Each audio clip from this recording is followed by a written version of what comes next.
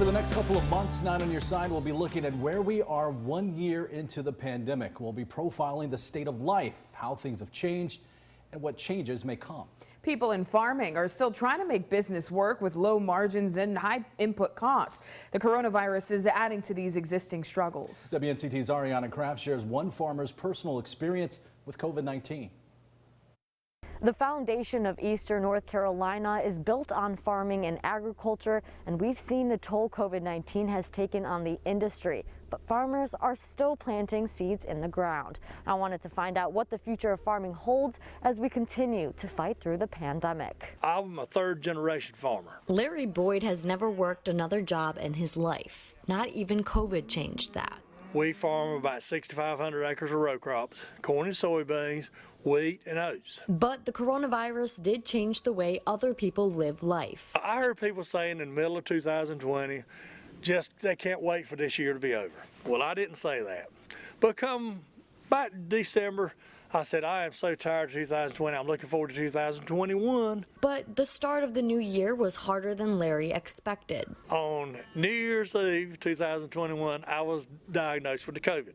Larry and his wife both fought and recovered from COVID, and life on the farm kept going. Our main thing is we like to survive. For some people, the pandemic made it feel like the world stopped.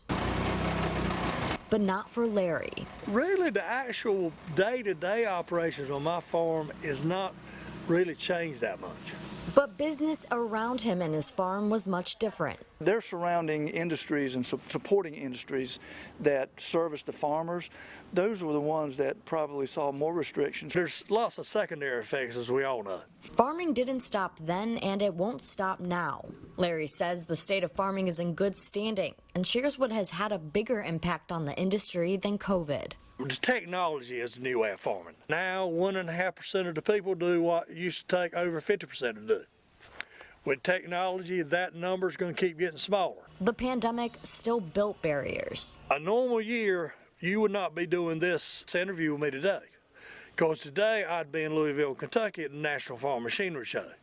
But that's one of the many shows that's been called off. Now meetings, educational events have all turned virtual. It's not the same as a personal face-to-face meeting, which we love to do because there's a lot of interaction that goes on between the farmers. COVID still is a threat to farmers, so they follow guidelines like everyone else. Well, we do try to social distance as much as possible. We've tried to cut down our travel.